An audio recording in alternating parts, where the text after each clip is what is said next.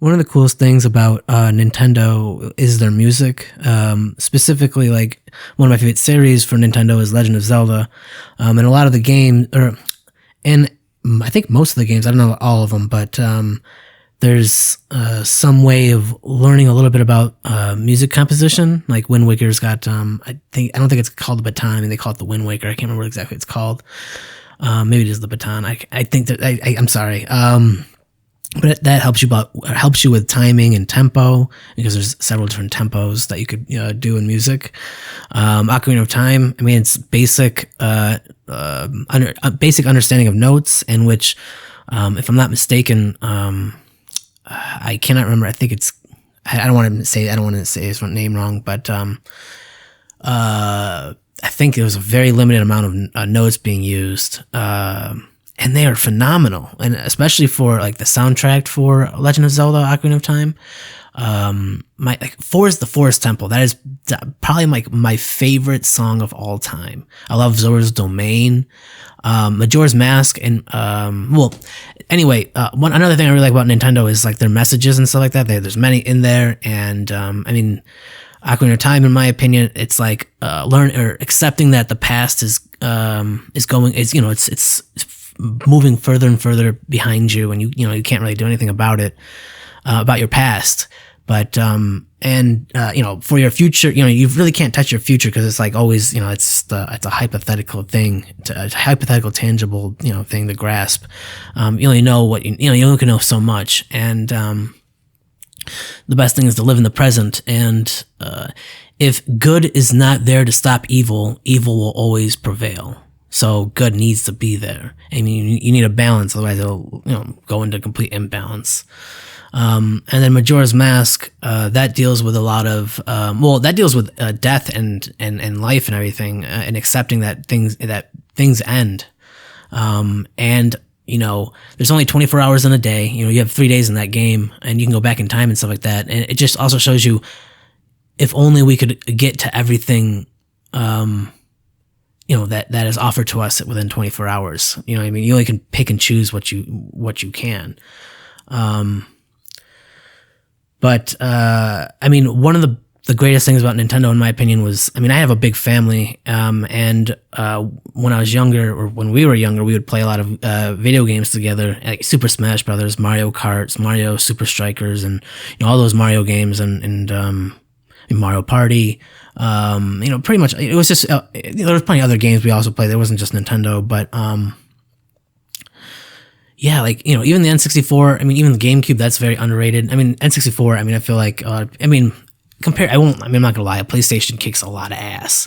So, but I feel like GameCube is very underrated. I feel like the Wii is very underrated. So is the Wii U.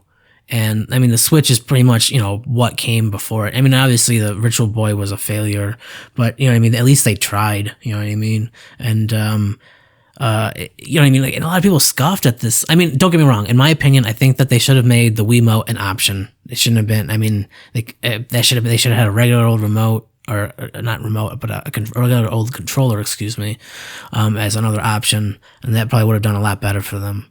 But I understand that they really were trying to push for this next step in, technology. I've seen commercials now where people are, they're using, there's these games that, it's very physically active. So, I mean, I don't know, is it necessarily a bad thing? I don't know. I mean, I personally, I'm not a huge fan of like virtual reality and everything, but I mean, to each their own. But Ocarina of Time was I mean, I don't know. That literally was just pretty much, if it was 8-bit, the first Zelda game was 8-bit. I mean, that was pretty much, that was fucking times 8, man. Like, and one of my favorite games also is Zelda 2, as long as you can save. If you can't save, that game is nearly impossible to beat. I mean, it's such a hard fucking game. But honestly, if you can save the game, it's really fun, in my opinion. I like that they were also willing to, I think almost not every Zelda game, but a lot of the Zelda games, they do throw like a very, I mean, I'm sure most other games like Mario and stuff like that, they, throw like Twilight Princess, for example, like not half the game, but I'd say about a third of the game or so, you're a fucking wolf. So that's an interesting concept. I mean, Wind Waker, that one used to be one of my favorite games. I mean, I replayed it. I mean, I still like that you can, you get to find a map, you get to draw out the entire map of the ocean. You know, I mean, even Super Mario Sunshine, that game is actually one of my favorite too. That game, honestly, I mean, I replayed it. I mean, I fucking love that game. I mean, 64 is really good too. And even Odyssey, that was really good. Galaxy, like the first one. I mean, the second one I didn't really play, but you know, it's just a continuation. Donkey Kong 64, that game is fucking dope as hell, and I hope they bring that game back eventually. I mean, fucking A, man. And don't get me wrong, like I like the old version of Donkey Kong Country or whatever. That's fucking cool, but I really fucking love 64. That game was fucking dope. You know, and then I can name off a bunch of other games like GoldenEye and all that stuff. But I mean, Super Smash Brothers, that in itself, you know what I mean? Like, fucking goddamn A. How to change up a fucking fighting, or how to change up a genre, you know, applying platforming to a fighting game. That game, I mean, once again, one of the many games of Nintendo that, not only I, but my family played for hours, like Pokemon. I mean, I remember, randomly getting Pokemon Blue version. That was just it wasn't for a birthday. It was just, I randomly got it, and my brothers ended up playing it for me and beating the game because obviously they wanted to, you know, play that game. I mean, and another cool thing about Nintendo is, like, you know, they do have a goal, they do have a deadline in mind, but excuse me, they don't mind pushing the goal post a little bit further away. You know, I mean, they might be a little late, but I don't know, sometimes it's worth it. They definitely have a business side to them, but they're definitely got a lot of artistic integrity as well. To not understand the business side would mean, you know what I mean, like the chances of survival or continuing would be slim to none. It'd probably take a miracle. I don't expect anyone to believe me, but because of Mario Kart, I could be completely wrong. I could be completely wrong. But like, I only drove a car for about 6 hours before taking my driver's test. I mean, I barely passed, but I fucking passed. And honestly, I chalk it up to playing fucking Mario Kart. And not, I mean, specifically, they had the Wii wheel or whatever. Yeah. I mean, once again, I'm sure it wasn't just that, but it just, I don't know, man. I'll chalk it up to fucking Mario Kart, man.